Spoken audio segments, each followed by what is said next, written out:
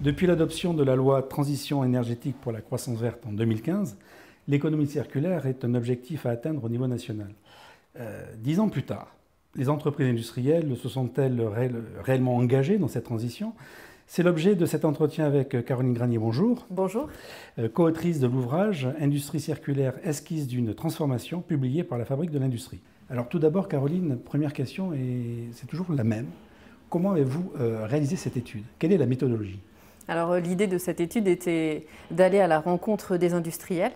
Donc pour cela, avec mes 3 co-auteurs qui accompagnent au quotidien des entreprises qui justement entreprennent la mise en œuvre de pratiques circulaires, on a identifié donc un certain nombre d'entreprises, soit qui auparavant étaient sur une activité, sur un modèle linéaire et qui transformaient petit à petit leur modèle économique, ou bien des entreprises qui décidaient dès leur création de passer au circulaire. Donc on a interrogé 18 entreprises de divers secteurs, de l'automobile à l'agroalimentaire, en passant par la réparation, la fabrication de meubles ou la fabrication d'engins élévateurs. Et on leur a posé un certain nombre de questions concernant les difficultés qu'ils avaient pu rencontrer lors de la mise en œuvre de leur modèle circulaire ou de leur projet circulaire, sachant que ces entreprises ont la particularité d'être dans une phase d'exploitation. Donc on n'était pas sur des entreprises qui étaient au tout début de la mise en place de ces modèles-là, mais bien des entreprises qui étaient en train de pratiquer le circulaire, et puis pour certaines qui ont atteint une position de leader sur leur marché. Ces entreprises, disons qu'elles ont des modèles qui existent, et c'est vrai que vous parliez tout à l'heure d'entreprises dans l'agroalimentaire, l'automobile, finalement tous les secteurs manufacturiers peuvent avoir ces modèles circulaires, mais pour autant la transition vers la circularité est lente. Pourquoi? Effectivement, c'est vrai que les pratiques circulaires sont plutôt anciennes. Le recyclage, fabriquer donc à partir de déchets, concevoir dès le début des produits pour lesquels on extrait moins de ressources, ce ne sont pas des choses nouvelles. Et pour autant, effectivement, la transition est plutôt lente. Donc il y a un certain nombre de facteurs qui expliquent aussi bien du côté de l'offre que de la demande. Peut-être du côté des consommateurs, on a quand même toujours une préférence pour le neuf de la part des consommateurs, peut-être à l'exception du marché automobile, pour lesquels les ventes d'occasion représentent une grande part, les achats de voitures d'occasion représentent une grande part des achats de voitures par les Français. Mais on a toujours cette demande qui est plutôt orientée vers des produits qui pour eux représentent ceux qui sont le plus sûrs, le plus fiables, ceux avec une qualité telle qu'ils la demandent. Et notamment ces trois propriétés-là ne sont pas toujours associées, en tout cas, aux produits de seconde main ou aux produits recyclés par les consommateurs. Ce qui fait que on peut avoir des offreurs, mais encore une fois, sur un marché économique, si on n'a pas de demande en face, l'offre ne perdure pas. Et puis, du côté des offreurs, on a identifié un certain nombre de freins à travers cette étude. La première, c'est la gestion de la variabilité de l'approvisionnement en matière secondaire. Il faut que, d'une part, ils trouvent des gisements de déchets, de matières secondaires, pour lesquels en fait on a des niveaux de qualité ou d'usure qui sont très différents d'un produit à un autre, ce qui complexifie en fait la standardisation qu'on associe à un modèle de volume pour atteindre une certaine rentabilité, qui reste quand même l'objectif économique pour ces entreprises-là. La question de la pérennité aussi des gisements. Encore une fois, si vous avez un industriel qui se procure des déchets dans l'usine d'à côté, il ne faut pas que l'usine d'à côté ferme. Sinon, plus de gisements. Vous avez justement un exemple autour des matelas?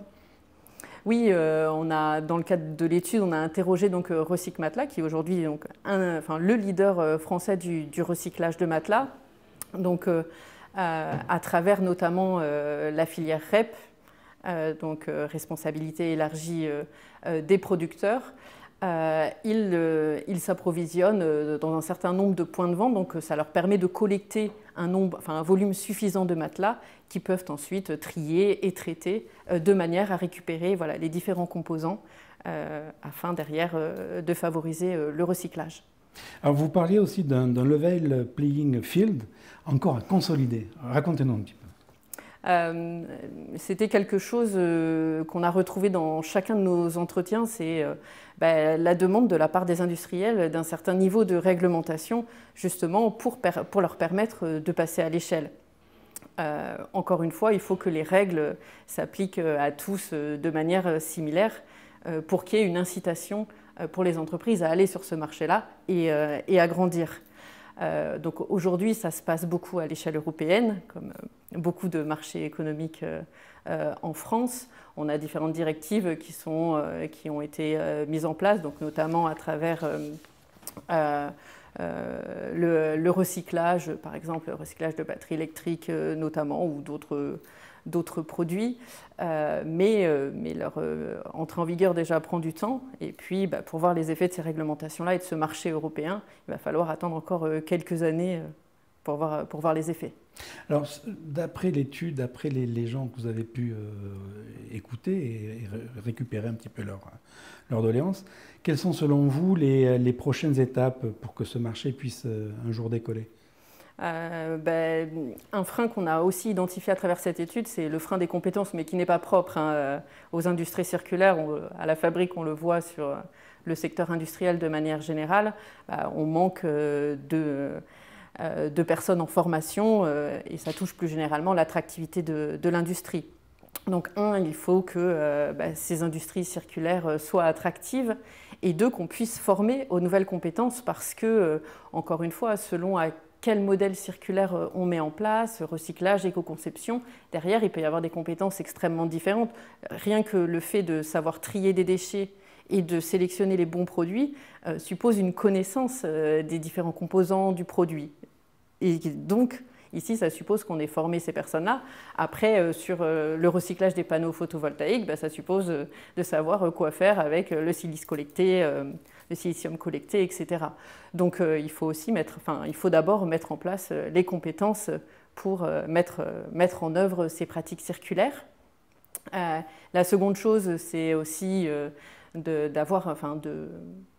favoriser un changement de pratique aussi du côté des financeurs et des compagnies d'assurance. On a eu l'occasion d'interroger une compagnie d'assurance au cours de cette étude parce que finalement, par exemple, dans le domaine de la construction, si vous construisez une maison avec des matériaux recyclés, derrière, l'assurance de votre habitation ne sera pas la même. Et l'assurance du côté des constructeurs non plus. Donc il faut que les compagnies d'assurance changent leurs pratiques. La même chose du côté des financeurs. Il y a toujours une prise de risque dans la mise en œuvre de nouveaux modèles et il faut savoir aussi les prendre. Donc on a tout le changement finalement de l'écosystème économique aussi qui doit être associé en plus du changement des consommateurs, des pratiques industrielles et de la réglementation. Ça fait beaucoup de choses à changer. Merci beaucoup Caroline Garnier pour cet entretien. Merci à vous.